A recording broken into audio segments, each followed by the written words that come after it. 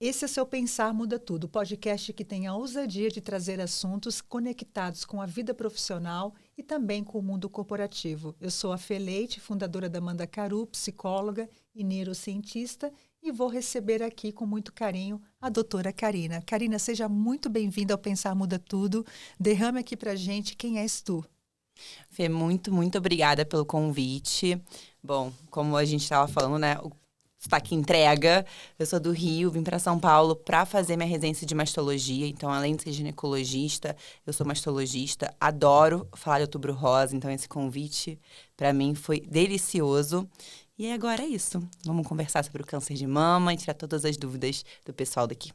Maravilha. Então, explica pra gente como é que o Outubro Rosa, que começou o movimento na década de 90, né? O Outubro Rosa. E por que ainda tantas organizações, porque eu vejo muito engajamento das organizações, da mídia também, um estímulo muito grande. Eu mesmo faço meus exames periódicos sempre próximo a outubro, que ficou condicionado na minha mente um mês que eu tenho que procurar. Um lembrete, né? Exatamente. Mas por que ainda muita gente sofre dessa doença?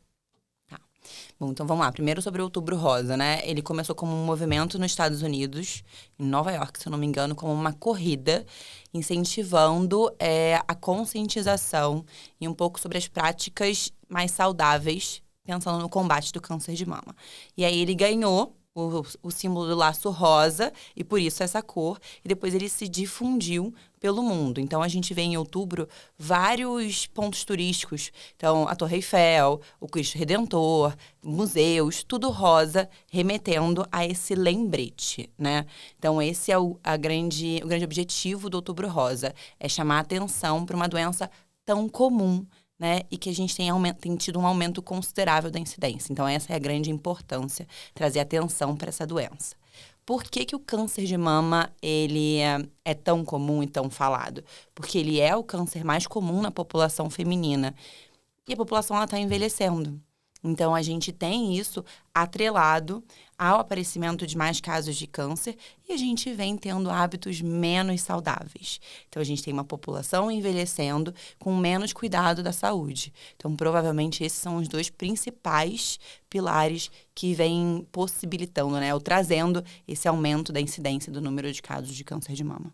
Para a gente, então, esclarecer para as pessoas, porque eu gostaria muito que homens que estivessem nos ouvindo também, porque eu acho que a sensibilização não deve só ser direcionada para as mulheres, porque homens podem estimular as suas mães, as suas irmãs, filhas, parceira e tudo mais. O que é o câncer da mama? Bom, primeiro falando sobre homens, é importante a gente deixar claro que o câncer de mama também acomete homens.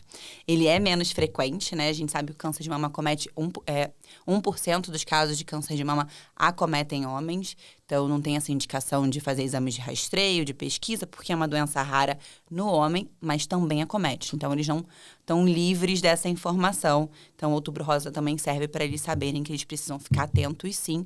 E se encontrarem qualquer coisa na mama, precisam procurar ajuda. Qual foi a sua pergunta? Que eu me enrolei na parte do câncer de mama do homem. Não, e essa informação é muito importante mesmo. O que é o câncer de mama, né? Então, Eu falo da mama, mas de mama. Primeiro, o que é o câncer, né? O câncer é uma célula diferente da normal que cresce, se multiplica e tem capacidade de invadir tecidos próximos. Então, essa é a definição de câncer. Ele é da mama quando ele nasce num tecido mamário. Então, o carcinoma ductal vem do ducto da mama, por exemplo. Então, basicamente é isso. Uma célula diferente da normal, com capacidade de invasão e que tem um crescimento aí descontrolado, desordenado. Pode começar na mama e também na axila ou pode... Não, ele começa na mama, tá? Então, o câncer de mama ele vai começar na mama. Pode começar na papila, por exemplo, um tecido mamário interno. Ele cresce na mama. A axila seria o primeiro lugar, seria tipo assim, como se fosse uma porta. Uma barreira que existe entre a saída do câncer do tecido mamário, então de dentro da mama, para se espalhar. Então, como se fosse uma barreira que tem ali. Então, a gente tem drenagem linfática no nosso corpo todo e a gente tem na mama. Então, as células cancerígenas podem sair da mama e aí elas vão para a axila. Seria o primeiro ponto que a gente chama de disseminação dessa doença. Né? E aí ela pode parar ali, que a gente tem os linfonodos, que são esses conglomerados de células de defesa, ou ela pode se espalhar para o corpo. Então, o câncer de mama, ele é na mama, ele pode ou não acometer a axila. Então, quando a gente fala de um tratamento cirúrgico da mama, de um câncer invasivo, ele engloba uma cirurgia da mama e também a cirurgia da axila, que aí a gente consegue entender em que estágio essa doença se encontra. Maravilha. E quando você começou a falar que o Outubro Rosa foi um movimento para começar a promover um estilo de vida mais saudável, né? Então, que naturalmente leva ao cuidado e o retardamento ou não surgimento do câncer. Que estilos? Aí você falou assim, nós estamos vivendo mais, que nós temos uma longevidade, isso é bom, né? Sim. Mas não com estilos tão saudáveis. Que seriam esses estilos que propiciam, favorecem, estimulam o surgimento do câncer? Tá. Então, quando a gente está falando de câncer de mama, a gente está falando de uma doença que é multifatorial. Então, eu não tenho uma única causa para o câncer de mama. É uma série de fatores que vão interferir no seu risco de desenvolver ou não a doença. E aí, quando eu estou falando desses fatores, alguns fatores eu consigo modificar. Então, eu consigo fazer alguma coisa por eles. São escolhas. Então, o que são esses fatores que eu posso escolher que diminuiriam ou aumentariam o meu risco? São essas escolhas de hábitos mais saudáveis. Então, principalmente, a gente tem o combate ao sedentarismo. Então, a gente sabe que a obesidade, um IMC muito elevado, é um fator de risco importante para o câncer de mama. A gente sabe que o consumo de bebida alcoólica é um fator de risco muito importante. A gente fala muito sobre o cigarro em uma série de outras doenças. Às vezes, o álcool passa desapercebido. Mas, quando eu estou falando de câncer de mama, ele é um fator importante e merece ser lembrado. Até mesmo os eletrônicos? Até mesmo os eletrônicos. Aí a gente está falando do cigarro. São todos né? ruins. Nenhum deles... é bom deixar claro, porque todo mundo está migrando para o cigarro eletrônico, achando que você está livre, protegido de substâncias. E não tá, né? As substâncias continuam ali. Mas aí, quando eu tô falando de câncer de mama, o álcool, ele tem esse fator muito importante. Então, alimentação mais saudável. A gente sabe que uma alimentação com uma baixa ingesta de gordura, ela tem uma interferência muito grande no seu risco. Então, esses seriam os principais fatores que eu posso fazer alguma coisa. Então, atividade física, porque ela está no combate da obesidade. Então, sedentarismo é um fator de risco. Obesidade é um fator de risco. Consumo de bebidas alcoólicas é um fator de risco. E o oposto entra como um fator de proteção. Exatamente. E a gente tem fatores hereditários também, né? Genéticos também. E eu vejo muito isso... A gente até viu algumas pessoas famosas que aderiram à total mastectomia, né? Em função de proteção por ter um histórico muito forte familiar. Quantos porcentos o estilo de vida participa e quanto que carga genética participa? Tá. Quando eu estou falando de um câncer hereditário, então, assim, a mãe teve câncer de mama, a avó teve câncer de mama, a tia, e aí eu vou investigar uma mutação genética que traga para essa paciente um risco aumentado de câncer de mama. Quando eu estou falando desse câncer hereditário, a gente está falando de 10% dos casos de câncer só. Então, 90% são ao acaso, que a gente diz. Tá? A gente não tem um único fator que leve ao câncer de mama, então eu não consigo dizer... Igual a gente comparava o cigarro com câncer de pulmão, assim, a gente não tem uma ligação direta, mas a gente tem essa porcentagem para as mutações genéticas. Então, quando eu tenho um histórico familiar muito importante, ou, enfim, tem que entender esse caso, essa paciente, vale a pena eu avaliar se ela tem indicação de fazer um teste genético para poder procurar uma mutação. E aí, quando eu tenho uma mutação associada a um risco aumentado de câncer de mama, a gente pode avaliar, fazer essa cirurgia que as famosas fazem, que é o efeito Angelina Jolie, que a gente fala. Exatamente, até hoje. Da retirada das mamas, exatamente. Foi um divisor de águas, foi capa de revista e trouxe muito atenção para esse lado, que entra aí como uma prevenção, sim, para as pacientes que têm indicação. Então, elas cabem para os pacientes de muito alto risco, que são os pacientes que têm uma mutação genética atrelada ao risco de câncer de mama. Eu vejo tão difícil ainda, Karina, quanto desafiador é para vocês que precisam mapear histórico familiar, porque ainda é uma doença silenciosa. A minha mãe teve câncer no intestino e tudo mais, e eu também tenho leucemia, né? Tenho uma neoplasia na medula óssea. E eu vejo o quanto que minha mãe, agora todo mundo ouvindo o podcast, ela vai me matar, mas assim, o quanto que ela quis proteger essa informação. E eu lembro que o médico, o oncologista, recomendou que ela avisasse os irmãos. E são muitos irmãos. E aí ela não quis, né? É uma doença feia. Esse nome, a gente não podia nem falar esse nome, porque sempre foi tido como uma sentença de morte, né? A palavra câncer já faz a pessoa vibrar na vibração da morte, né? Ainda é uma sentença de morte, ou quão avançada a medicina está para que a gente possa dizer que o câncer de mama não é uma sentença de morte? O câncer de mama não é uma sentença de morte, tá? Eu acho que isso é uma frase que precisa ficar muito clara. Hoje em dia, o câncer de mama ele é muito estudado. A gente tem muitas ferramentas de tratamento. Então, quando ele é diagnosticado na hora certa, a gente consegue falar de cura. Então, assim, existe sim um tabu. Acho que ninguém quer ouvir essa notícia. E não tô aqui pra mudar esse pensamento, porque a gente entende. Ninguém quer receber notícia de nenhum tipo de doença. Sim. Mas não é uma sentença. Seja porque você consegue conviver com ela por longos períodos, se você não estiver falando de cura. Seja porque diagnosticado no início, a gente consegue sim chegar lá. Uma coisa que você falou que eu acho que é importante a gente falar é sobre não esconder essa doença, né? A gente tem muita paciente, primeiro por uma questão de culpa, porque elas carregam uma sensação de o que foi que eu fiz de errado, Deus está me castigando, eu tô carregando, recebi esse diagnóstico porque eu. Então elas têm uma sensação de culpa muito grande com o diagnóstico e aí faz com que elas escondam. Isso é o primeiro cenário, assim, que eu vejo, primeiro motivo para elas não contarem. O segundo é um pouco das mulheres mais fortes que não querem ser cuidadas. Então, elas não querem mostrar a fraqueza de uma doença. Porque senão, exatamente, elas precisam ser cuidadas. Então, tem vários fatores. Tem, acho que um terceiro que eu acrescentaria, que eu acho que mexe muito com a nossa identidade feminina, né? Porque tudo que atinge nossos órgãos, que compõe a nossa identidade, como a mama, o útero, né?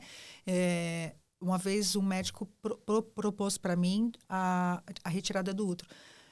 Eu não preciso mais dele, eu não penso em mais ter filho, mas aquilo foi muito rompante para mim. Eu fiquei chocada. Como tirar aquilo que me faz ser quem eu sou? Né? Sim. Eu acho que tem muito com a identidade feminina, a questão da identidade sexual também. Eu acho que entra também nesse lugar, sabe? Não, a mama é um órgão que ela tem uma série de funções, né? Ela nutre um filho, ela tem uma visão sexual, ela tem uma visão feminina. Então, é um órgão com muito peso.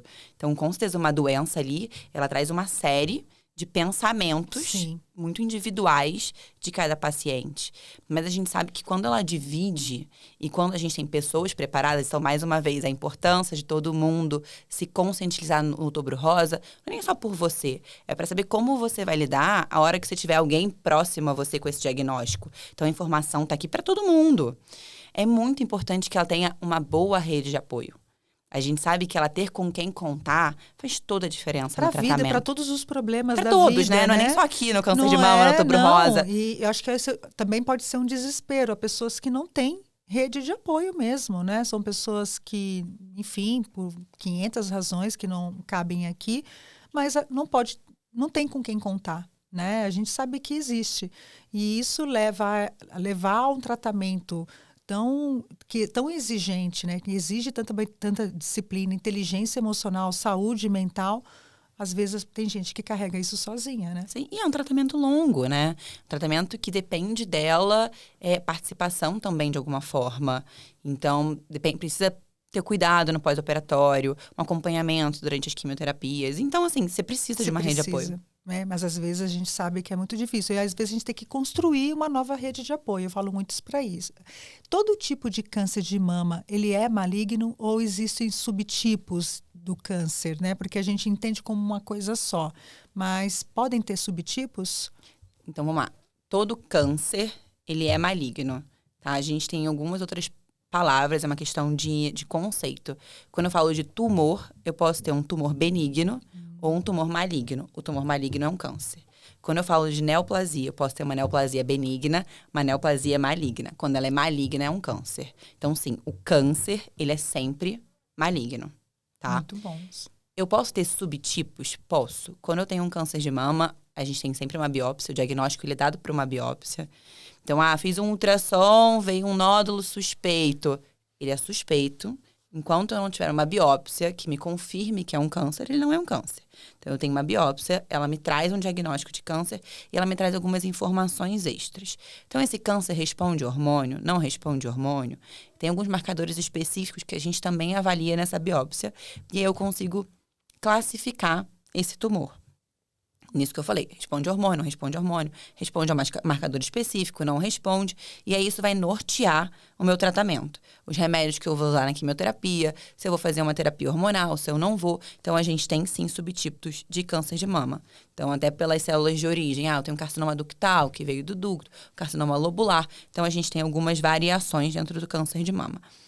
O escopo do tratamento, ele é muito semelhante. É cirurgia, quimioterapia, radioterapia, dependendo do tamanho do tumor e da cirurgia que foi feita. E eu posso fazer alguns tratamentos extras. Então, uma hormonioterapia, uma imunoterapia, uma terapia-alvo, algumas coisas extras. Mas, normalmente, ele gira em torno de quimioterapia, radioterapia e uma hormonioterapia, se precisar ou não, atrelada à cirurgia. A cirurgia sempre vai se fazer necessária? A cirurgia sempre se faz necessária.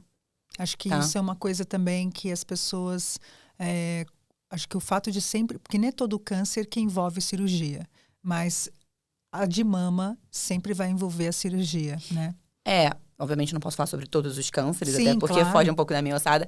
Mas eu entendo que quando a gente fala de um câncer localizado numa área ressecável, que não me traga maiores complicações, a ideia é sempre tirar o foco primário. Então, é isso que a gente tem que pensar.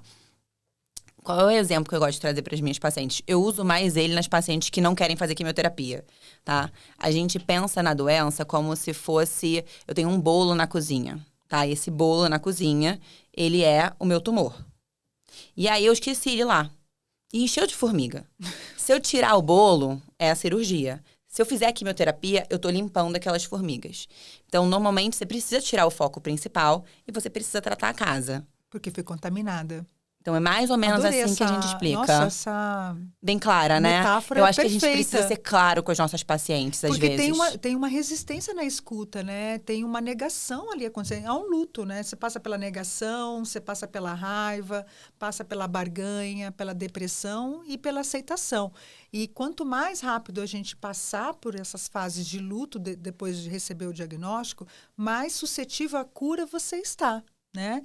E cura mental mesmo, cura emocional e a cura física, porque tudo se bagunça na tua vida diante de um diagnóstico como esse. Eu tenho amigas que não falam sobre o assunto até hoje, passam pelo tratamento, escondem essa informação, mas não conseguem falar. Eu falo que enquanto não conseguir falar, ainda está machucando demais, né? Existe um padrão de personalidade, por exemplo, tem muita gente que atribui que assim, tem uma rejeição ao seu lado feminino.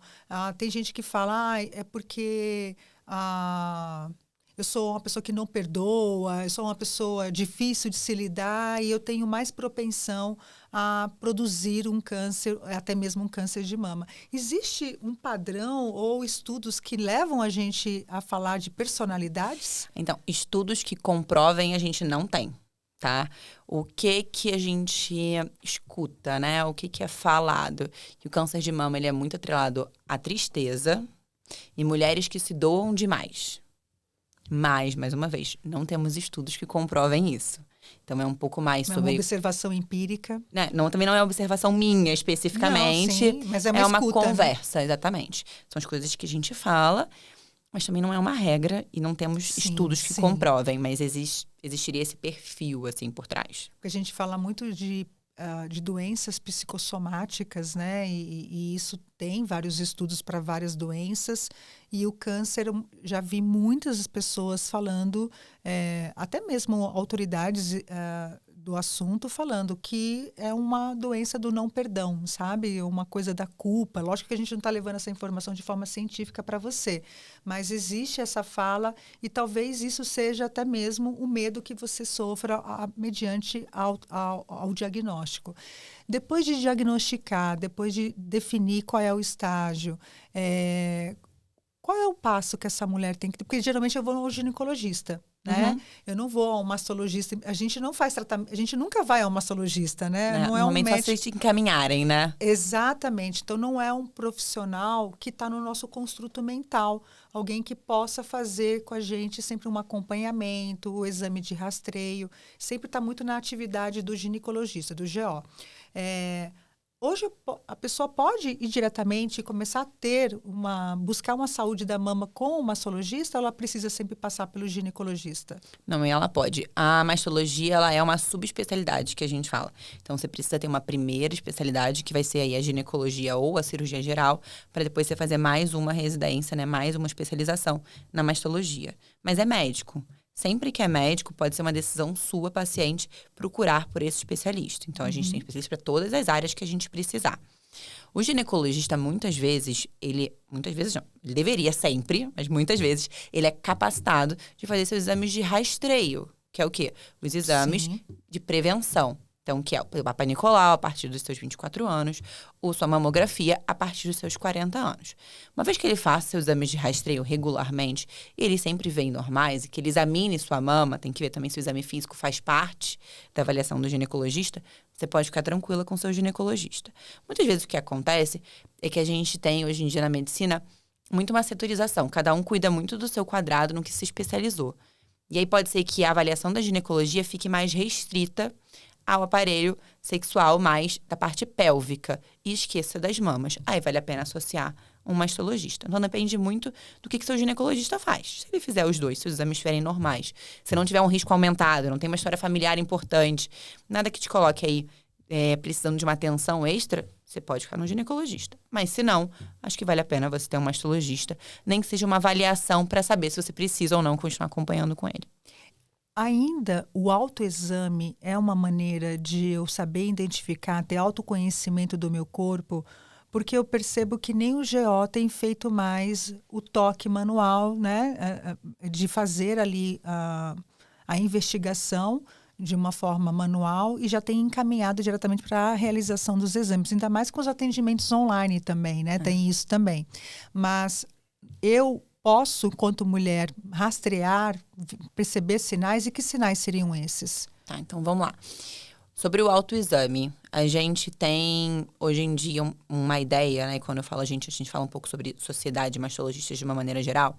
Uma visão que o autoexame, ele não é um exame de rastreio. Ele não vai identificar uma lesão inicial da sua mama. Quando você conseguir palpar um nódulo, ele já vai ter ali seus 2, 3 centímetros. Então, não é mais aquele nódulo tão pequenininho que a gente não via, tá? Quando eu falo de região, então falando Brasil Sul, Sudeste, que tem muito acesso a exame com facilidade, às vezes faz exames de rastreio periodicamente e o autoexame, ele entra aí como um complemento. Quando eu tô falando de regiões que têm menos acesso ao exame, o autoexame ganha um pouco mais de atenção. Então, o autoexame ainda merece, sim, atenção. Então, a gente merece conhecer o nosso corpo, mas é isso que o autoexame é. É uma forma de autoconhecimento. Eu falo com as minhas pacientes que eu não quero que ninguém fique procurando um nódulo, porque senão também causa uma ansiedade gigantesca de procurar, de ver se acha, e traz um desespero que não é objetivo. Até porque a gente tem mais doenças benignas da mama do que câncer de mama, graças a Deus. Então, nem tudo que a gente sente vai ser um câncer. Mas quem vai poder te dizer isso é o especialista. Então, a gente precisa trazer um pouco de tranquilidade pro autoexame. Eu acho que é um pouco esse o objetivo. E conhecer seu corpo é tão importante, né? Acho que existe um tabu ainda. A gente está em 2024, vivendo a inteligência artificial, mas ainda tem um tabu de tocar em si mesma, né? Em conhecer o seu corpo, de olhar para o espelho, né? De identificar como ela está. Porque, assim, eu falo muito isso. A gente tem o cérebro é muito inteligente, né? Ele fala quando tem um carocinho nas costas. Você, nossa, daqui não tava ontem, né? Mas pinta. Você fala, eu não tinha essa pinta, né? A gente então, consegue... rapidamente, porque eu preciso conhecer o meu corpo. E seu cérebro te manda... Você põe a mão assim... Nossa, tem esse carocinho aqui, mas ontem ele não estava. Então, eu acho que é muito importante essa questão da identificação da mama, de saber, isso aqui não estava ontem, isso aqui não estava há um mês atrás. Não era assim. Não era assim. O pensamento é esse, não era assim. Existe sintoma de dor? Não. Vamos lá. Então, voltando sobre o autoexame, exatamente o que você falou, é sobre esse autoconhecimento e uma maneira que a gente tem de tranquilizar e diminuir um pouco esse tabu de parar para se tocar, é às vezes fazer isso no banho. Você já tá tomando banho, o sabonete ajuda, tá na água, você passa a mão que você tá se lavando e você vai sentir. É só fazer isso com um pouco mais de atenção. Sim. Né? Então, com consciência, né? Estado você presente. Tá fazendo em tudo, né? Mas nesse momento também. E quando a gente fala de dor, o que acontece? A mastalgia, né, que é o nome técnico que a gente chama para dor mamária, é um sintoma muito comum das mulheres. Muitas mulheres chegam no consultório do mastologista com a queixa de mastalgia. E na maioria das vezes, a causa dela é uma causa por conta de variações hormonais. Então, eu tenho dor na mama, no meu período pré-menstrual. Isso gera um pânico muito grande, né? Eu acho que uma das... Se eu posso dizer que tem alguma desvantagem, né? De estar se falando tanto sobre o câncer de mama, é o pânico que se gera. Porque se fala tanto, todo mundo sabe que é comum. E agora, qualquer coisa, as pessoas ficam com muito medo. Então, a gente fala, sim, e é isso, que o câncer de mama não dói. Então, um câncer de mama, quando diagnosticado no início, então antes de ele fazer um nódulo, que ele seja muito grande, que ele já esteja para fora da pele, esteja sangrando, a ideia é que ele não doa. Ele é uma doença silenciosa, tá? Então, a gente, no câncer de mama inicial, a gente não tem nenhum sinal muito grande. Quando eu não diagnostico ele numa mamografia, ou então, enfim, qualquer outra coisa, o que eu posso perceber? Que eu deveria procurar um médico e pode ser sinais de alerta, tá? A dor não vai entrar exatamente aí. Ela merece uma atenção, porque era algo que não tinha, mas ela não entra nesse sinal de alerta. Seria um nódulo que não estava aí, então uma bolinha que você não estava sentindo, uma alteração na cor da pele, um mamilo que era para fora, agora tá para dentro, uma saída de secreção pelo bico do peito. Então, assim, são vários pequenos detalhes, mas basicamente não era assim, agora tem isso. Então, qualquer coisa de diferente, ela merece uma avaliação. Significa que vai ser um câncer? Talvez não. Mas a gente precisa avaliar para poder saber. Existe também uma questão de que se fala que as mamas densas são mais propícias ou com maior dificuldade de rastreio, ainda mais no autoexame. Isso é um mito ou uma verdade? Isso é verdade. O que seriam as mamas densas, né? Mama densa, a mama ela é formada por tecido mamário e tecido gorduroso. Então, a mama densa é uma mama que tem mais tecido mamário em comparação à gordura. Então, existem várias coisas atreladas. Primeiro, assim, a gente tem mais tecido mamário. Então, a gente tem mais localização ali para esse câncer se desenvolver, mais células mamárias e tudo mais. Mais território, né? Mais território. Segunda coisa, numa mamografia nada mais é do que um raio-x. Então, a gente tem uma compressão, vai passar um raio ali e vai me fazer uma foto. Se eu tenho mais tecido mamário, a chance dele mascarar um nódulo muito pequenininho é maior do que se eu tiver muita gordura com pouco tecido. Porque qualquer coisa que eu tiver ali vai aparecer. Então, tem sim essa relação de trazer um pouco mais de dificuldade ali. Por isso que todo laudo de mamografia vem escrito: mamas densas podem dificultar ou obscurecer possíveis achados. O que a gente faz nesse caso? A gente associa um ultrassom na mamografia. Então, o ultrassom, ele é um excelente aliado nesses casos de paciente. Preciso ficar preocupada, sou uma paciente de alto risco porque minha mama é densa. Não. É assim, uma característica das suas mamas, merece só que seu exame de rastreio seja uma mamografia atrelada a um ultrassom. Tem um exame físico minucioso, mas é a mesma recomendação. Minha mama sempre foi assim, agora ela é assim com um nódulo. Então, isso não vai mudar. Isso se aplica também para implantes mamários, que também pode dificultar ou propiciar? Não. Quando a gente coloca um implante mamário, existem técnicas específicas que a gente faz exames para tirar ele da nossa frente, digamos assim. Então, tem uma técnica de mamografia que chama a técnica de Eklund, que você empurra a prótese e a mama fica para frente. Então, você consegue fazer a mamografia do mesmo jeito. É o pior momento do universo. Quando faz essa técnica. Não, é o pior momento do universo. E é uma coisa que a gente fala muito, nós mulheres, né? Quando é que vai se inventar, criar uma tecnologia com menos dor do que esse exame, ele é terrível.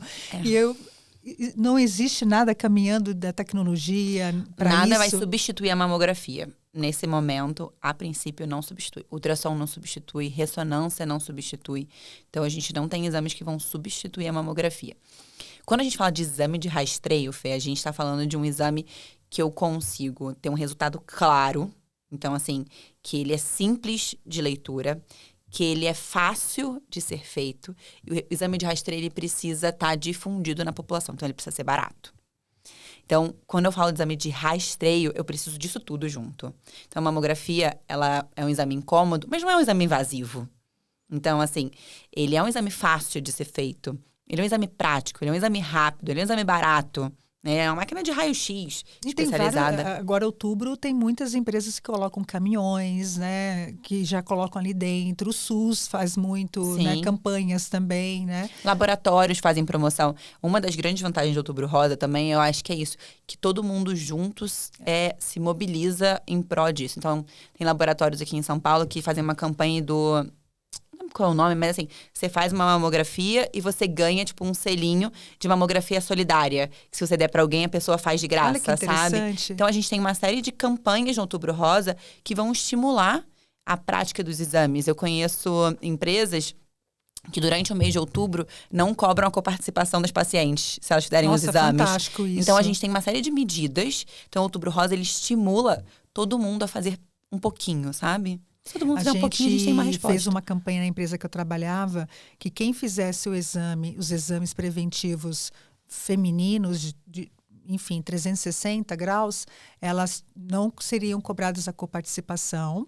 E mais, a gente fez um acordo também com um convênio médico, né, o seguro de saúde, de diminuir o aumento de coparticipação no próximo ano.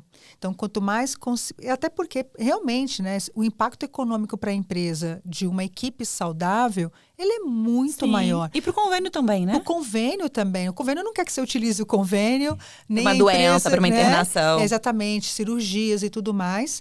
E aí também entra a questão da sinistralidade, né? Porque você tem um imposto que você paga, agora esqueci o nome desse imposto, conforme vai aumentando a sua sinistralidade, isso vai encarecendo algumas tributações para a empresa. Então, a empresa tem muita responsabilidade e realmente cobrança em cima dela para ela promover realmente campanhas ao longo do ano, não somente em outubro. E eu vejo que o câncer de mama, diferente de todas as outras doenças, é o que mais comove vários ecossistemas, né? Interessante, porque o SUS se une, as pessoas, as empresas, laboratórios. Eu vejo que é um trabalho em equipe, realmente, né? Eu vejo uma grande comoção em relação a isso. Mas a gente ainda tem um ser humano que não faz exames. E eu tenho amigas que são estudadas, são formadas, trabalham. E aí eu pergunto, estou há 3 anos sem ir. Faço mentoria para liderança. Ai, Fernanda, eu tenho até vergonha de falar, tem 2 anos que eu não faço exame. Ainda existe essa população? Existe. E não é pouca, né? Sabe uma estratégia que eu conversei, acho que deve ter uns 2 anos, não sei onde foi que veio essa ideia. Tem uma dupla de exame.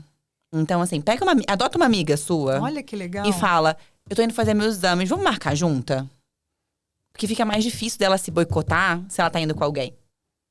Nossa, muito legal isso, então, assim, né? quando você leva mais alguém junto com você, é horrível de falar que você não faz por você, mas você faz pelo outro. Mas é verdade. Mas muitas vezes é isso que acontece. É verdade. Nossa, muito legal isso. Então, assim, você combina com uma amiga e faz seus exames. Ou tem uma data e combina com você mesmo. Então, todo outubro eu faço meus exames.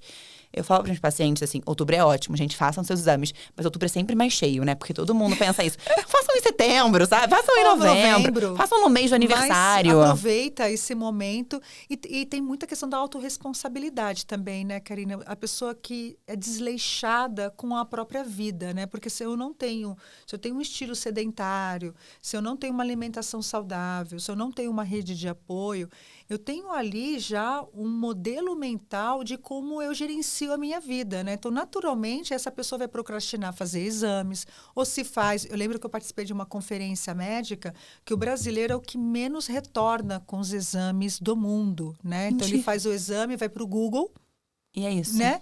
Eu não vejo, não tem nada. E não volta ao médico, né? E nós somos a população que mais repete exames porque demora tanto a retornar que o médico já não considera a validade daqueles exames. E aí sobrecarrega todo o sistema, tanto o SUS quanto também sobrecarrega o particular. Então nós temos um comportamento desleixado muitas vezes, né? Eu acho que a medicina do Brasil, ela é diferente de muitas outras, né?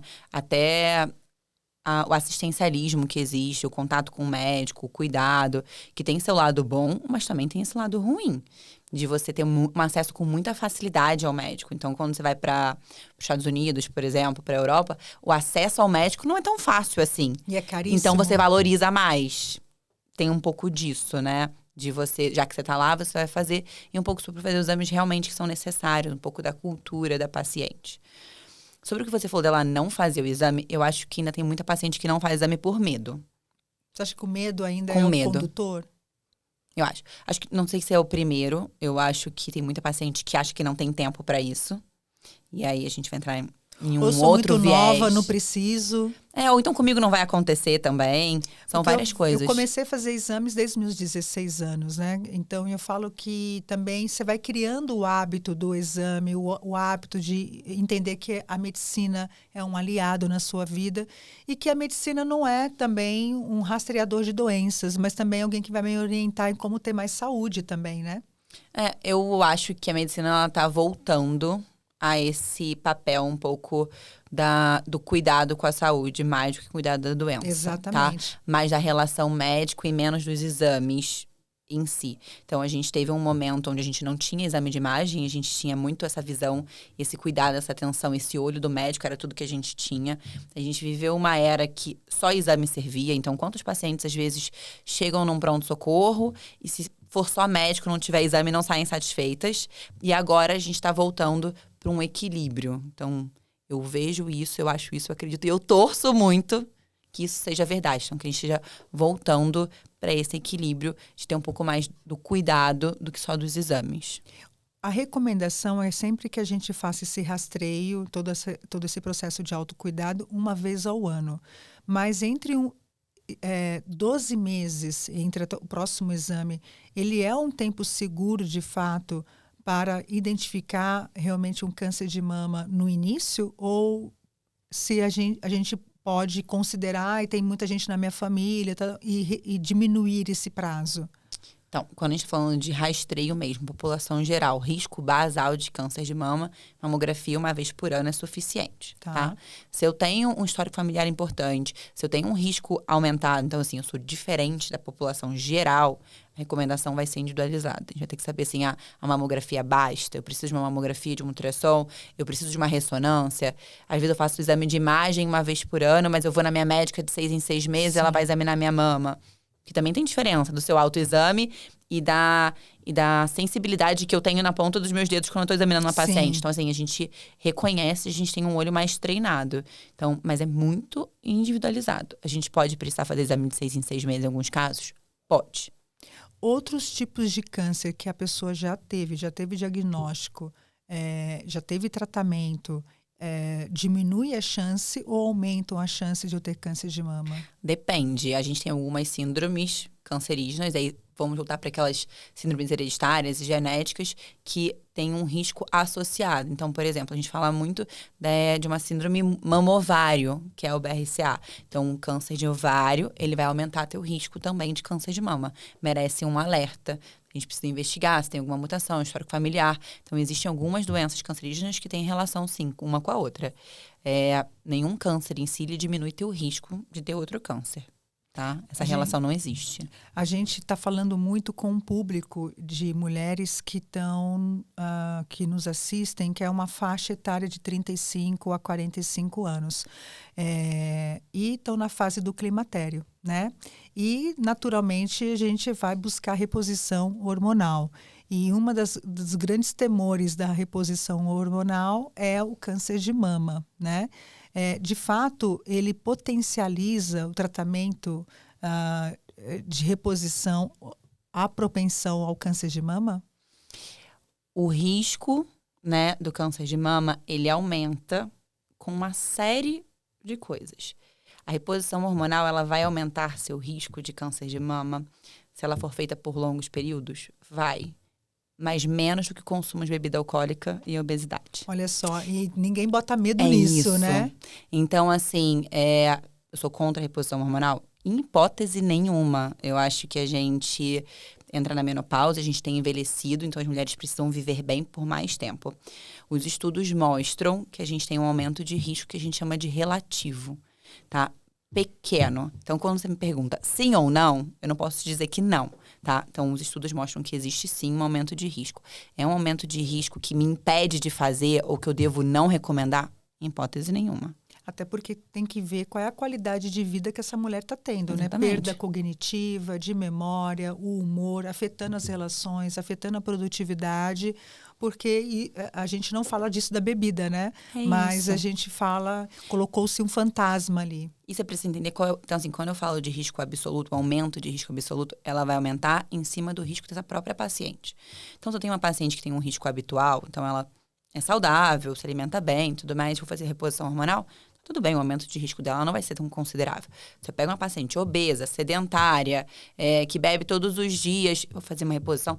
Olha o tanto de pequenos aumentos, né? Exatamente. Ela tá então, colocando a gente tem bomba. A gente precisa entender essa paciente e saber se a reposição hormonal cabe para ela ou não. Exatamente. Então, não é um preto no branco. Olha a visão de saúde integral, né? Essa visão integrativa do ser humano, né? Às vezes uma consulta de 10, 15 minutos, que às vezes, infelizmente, quem está na rede pública tem essa pressão, ou até vezes convênio coloca essa meta também. Se você não fizer uma boa anamnese, você não consegue identificar a vida dessa pessoa e quais são os fatores que estão compondo essa equação e afetando ou afetará. E daqui a pouco ela pode voltar daqui a 2 anos com uma doença extremamente grave, onde vai envolver muito mais recursos do que envolve uma boa anamnese, né? Exatamente. Você não consegue, às vezes, passar para ela nem a informação necessária. Eu tive uma paciente uma vez que veio com essa queixa de menopausa e tudo mais, e eu comecei a conversar com ela sobre estilo de vida, atividade física, riscos envolvidos. E a pergunta dela para mim foi assim: então, se eu não fizer atividade física, você vai me passar reposição hormonal? Aí eu pensei, a gente tô falando aqui há meia hora à toa, sabe? Ela não estava ouvindo nada. Nada. Aí ela estava pronta para te dizer isso. Eu falei, bom, vamos fazer seus exames, depois a gente resolve o que a gente faz, sabe? Então, a gente tem muito disso também, né? Tem uma pessoa resistente, refratária mesmo, né? Depois que a gente fez tudo, né? Rastreou, identificou, seguiu com os procedimentos médicos, quanto tempo se leva para retomar, se retomar? Eu acho que tem assim, se ver de novo como uma mulher funcional e tudo mais, depois que eu passo por todo o tratamento, depois sair do trauma, né? Quanto tempo eu já começo a pensar, talvez, numa prótese, pensar de novo na minha parte estética? Como é que funciona? Bom, então, assim, isso é muito relativo. Depende muito da paciente e eu acho que eu diria muito do estado mental e da rede de apoio dela. Eu acho que isso que vai nortear. Não é nem a cirurgia, não é isso. Porque você vai ter pacientes que vão optar por tirar as 2 mamas. Então, você vê hoje em dia na internet muitas fotos de mulheres mastectomizadas e satisfeitas com isso. E tem mulheres que saem com a cirurgia reconstruída na mesma hora. Então, hoje em dia, a gente tem um acesso à reconstrução muito maior. Então, você pode operar de um câncer de mama e sair com essa mama reconstruída na mesma hora. No mesmo dia? No mesmo dia. Eu achava que tinha que ter um período... Não, no mesmo dia.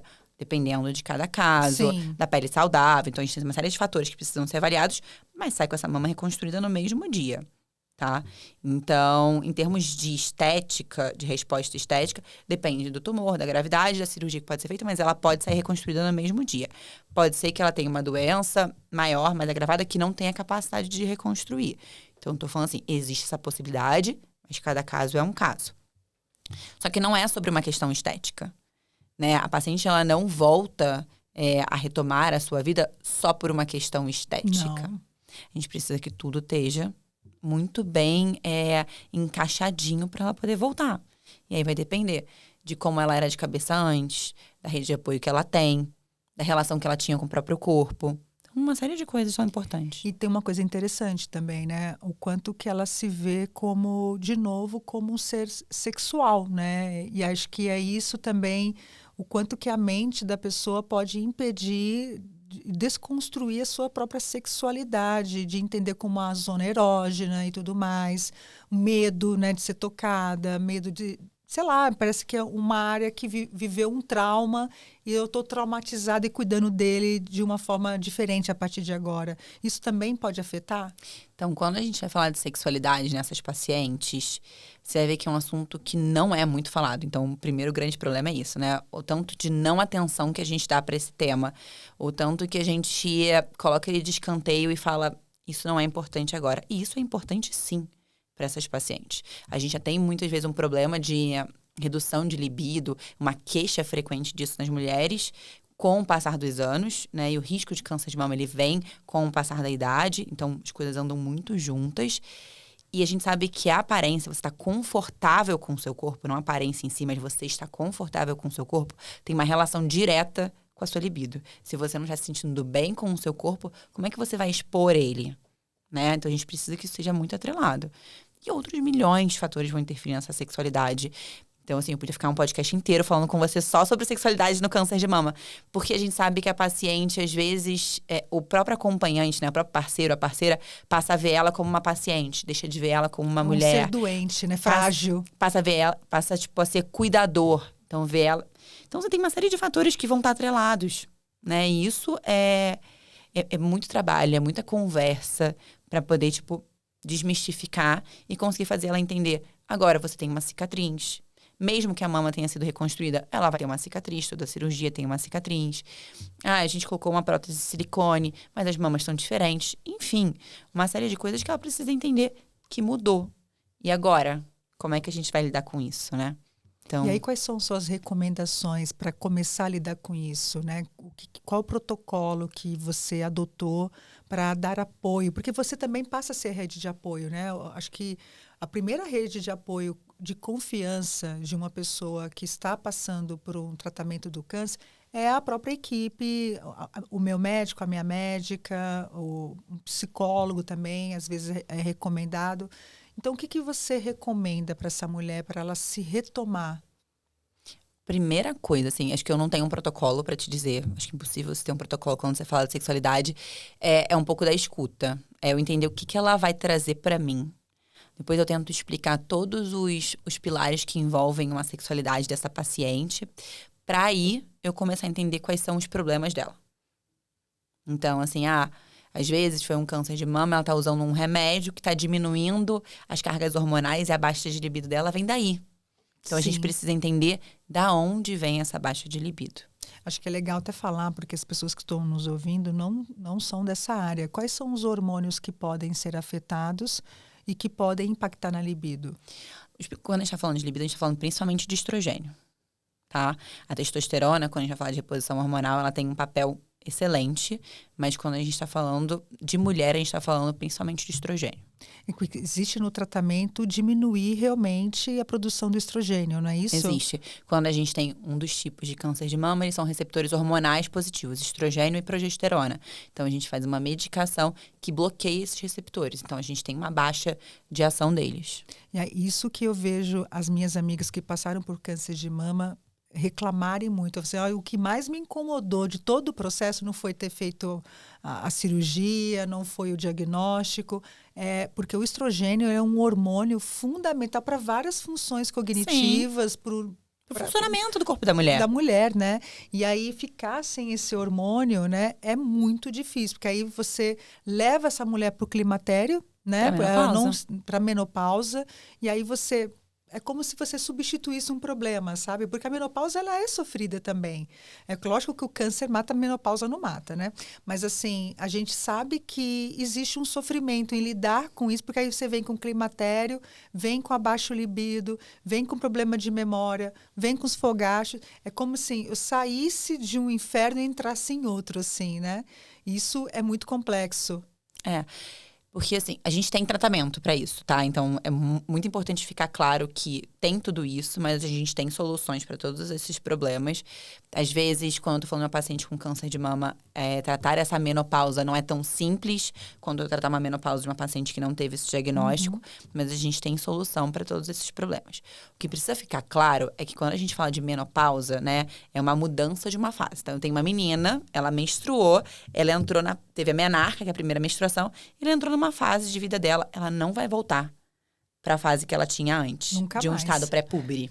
Então, quando eu saio dessa minha fase fértil e eu entro na menopausa, eu não vou voltar para esse estágio inicial. Eu preciso melhorar os meus sintomas, mas entender que essa aqui é a minha nova fase. Então, isso é muito importante.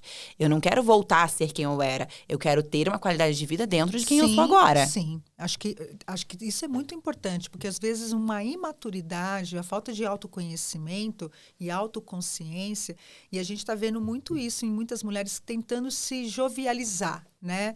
Tentando retroceder. Não é retroceder, né? É estar da sua a melhor versão no momento que você está hoje. A autoaceitação é muito importante. É um dos fatores do bem-estar psicológico, inclusive, né? Aceitar quem eu sou, aceitar o diagnóstico, não brigar com ele, buscar o melhor tratamento, construir ou constituir ou recorrer à sua rede de apoio, saber quem é a sua rede de apoio, porque tem gente que não sabe lidar com isso, né? Sim. Tem gente, como é que eu vou lidar com isso?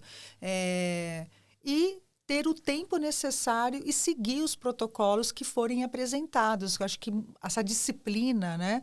Não vou fazer o exame hoje, não vou retornar. Acho que você é o principal ator e atriz, né? Protagonista, que pode contribuir com o seu tratamento ou atrapalhar seu próprio tratamento, né? Com certeza. Isso, inclusive, é um fator importantíssimo da resposta, né?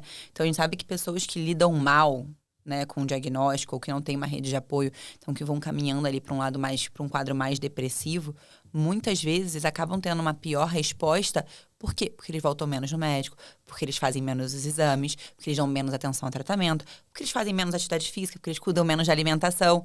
Então a gente vai vendo que é uma cascata. Não é uma coisa sozinha. É Tudo um tá atrelado. estilo de viver, né? É uma escolha. E toda né? escolha envolve renúncia, né? Com certeza. Para a gente fechar aqui, doutora Karina, o que você traz de recomendação para as organizações e também para a mulher que hoje está ouvindo esse podcast, que ela tem, qual a primeira atitude e quais são as ações acho que você citou várias que eu achei fantásticas, essa questão de ter uma aliada dentro da organização. Acho que podemos até a área de RH poderia promover essa ação, né?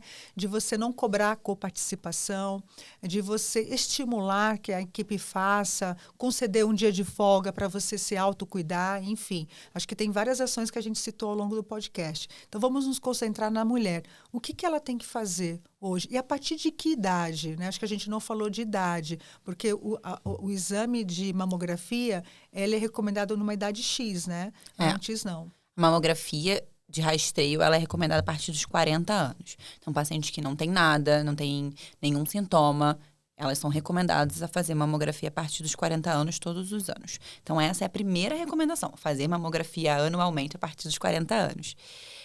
Além disso, faça escolhas com sabedoria.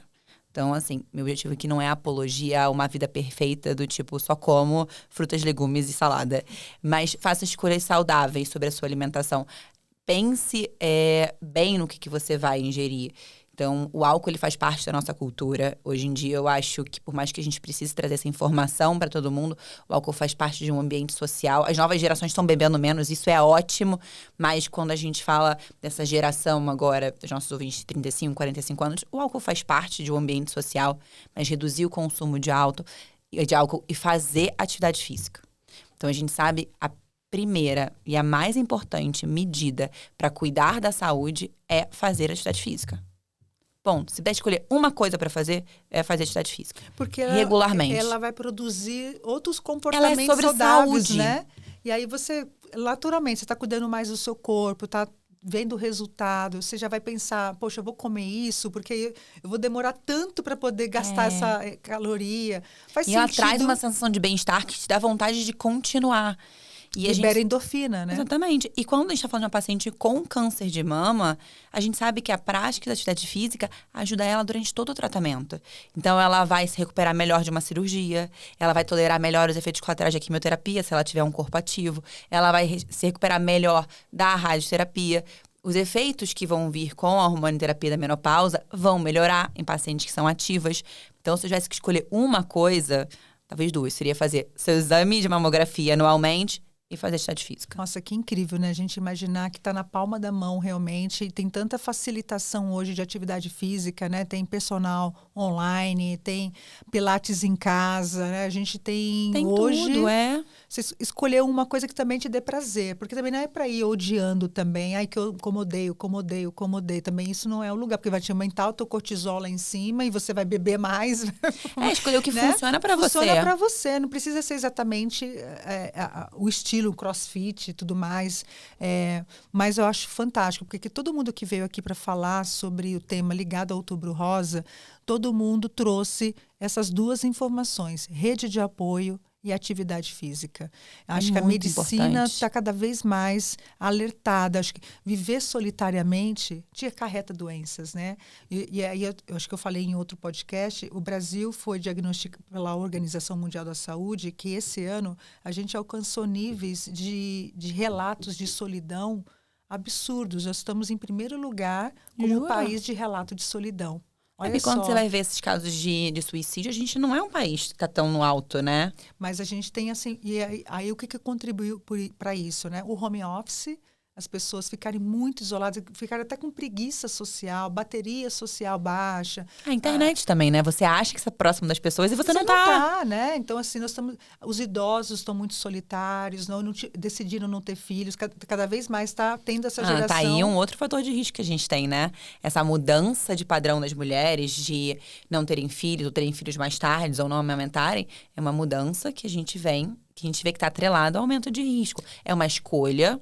Não tô aqui para julgar nem nada, tá tudo bem, mas a gente vê que as mulheres que engravidam cedo, que amamentam, elas têm uma redução de risco. Bom, a minha avó tem 97 anos, teve 18 filhos. Olha isso. Você nunca mais vai ter isso hoje em dia. Ela não Você não tem ninguém Ela perto. não tem nenhuma doença, ela tá bem. Ela tá saudável, né? O útero dela não tem nada. Mas não é nem só pela gravidez, né? Eu acho que antigamente a gente tinha um estilo de vida mais saudável. Eu nunca você comeu andava no McDonald's. Exatamente, você comia muito melhor, Não, você eu não tomo andava pra cima e pra refrigerante. baixo. Teve um seriado que falava sobre sobre as Blue Zones, né? Que eram as zonas mais saudáveis. E uma das coisas era sobre isso. Era sobre a movimentação, sobre alimentos saudáveis, sobre o contato com os idosos. São uma série de fatores um pouco mais naturais. Em comunidade, né? Assim, você é do Rio, a praia, né? Com os amigos. A natureza. A questão de você estar na calçada com os amigos, os vizinhos, falando mal de outros vizinhos, né? Mas tá ali em comunidade. Assistiam-se televisão todo mundo junto. Né? Então tinha convivência, a pracinha que leva as pessoas a jogar um contato. Futebol. Eu acho que não sei se é questão de São Paulo, pela loucura que nós vivemos, e essa busca desenfreada de sucesso e de produtividade, de riqueza, de investimento, o que está subtraindo das nossas vidas, da nossa saúde, do nosso bem-estar? Eu acho que a gente tem perdido qualidade de vida, ganhado em outras coisas, mas perdido naquilo que é mais precioso para nós, que é viver bem. Sim, é importante fazer escolha, né? Você falou em algum momento que toda escolha vem com uma renúncia. Toda. E às vezes a renúncia é cara demais para a escolha que você está fazendo. Você só sabe quando ela acontece. Exatamente. Gente, queria muito agradecer, Cá, por você ter vindo aqui. Obrigada. Aceito esse convite. A Mari, que te recomendou, que também já se tornou amiga também. E eu espero nunca precisar de você. Né? Mas só para tomar um café no consultório, tá ótimo. Isso eu faço. Gente, queria muito agradecer vocês. Aqui foi o Pensar Muda Tudo. Se quiser se despedir também. Gente, muito obrigada, Fê, primeiro você, pelo convite para estar aqui. Então, eu trouxe algumas informações. Espero que tenha sido útil. Como Façam as pessoas seus exames. te encontram? Acho que é legal isso. Como é que eu te encontro? Acho que o mais fácil de falar aqui seria o Instagram, né? Então, a gente está no Instagram, todo mundo está no Instagram. É doutora Karina Lima, Karina com K. Então, é fácil de me achar. E o consultório fica aqui em São Paulo, no Itaim. Então, quem quiser passar por lá, vai ser um prazer ver vocês. Me falem que vieram pelo podcast, para eu saber. E teve uma que prometeu desconto. Vamos ver se ela dá um descontinho também. Aí a gente coloca toda essa descrição, todas essas informações na descrição do podcast, tá bom? Fiquem tranquilos. Então, até breve, até o próximo episódio. Tchau, tchau, gente.